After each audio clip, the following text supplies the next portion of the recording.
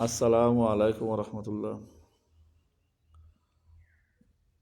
টঙ্গী বিশ্ব ইজতেমার হামলাকারী, টঙ্গী বিশ্ব ইজতেমার মধ্যে হত্যাকারী সাদের অনুসারীদের হাতিয়ার ছিল লাঠি, লোহা, হকি স্টিক, দাও, ছুরি, চাবাড়ি।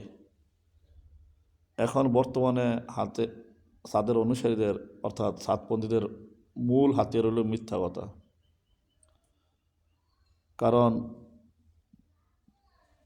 বাংলাদেশের সাধারণ জনগণ থেকে শুরু করে প্রশাসন পর্যন্ত শিক্ষিত সবার কাছে সাতপন্থীদের পরিচয় খোলাসা হয়ে গেছে যে তারা বাতিল, তারা সন্ত্রাসী একটি বাহিনী, ইহুদি নাসারাদের এজেন্ট হয়ে তারা বাংলাদেশে কাজ করতেছে।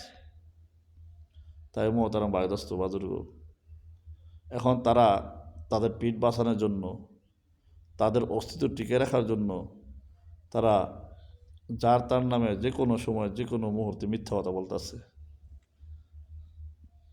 বাংলাদেশের উল্লেখযোগ্য বুজুর্গানের দিন আলেম ওলামাদের নামে তারা বিভিন্ন রকম খারাপ খারাপ মন্তব্য করে মিথ্যা কথা বলতেছে।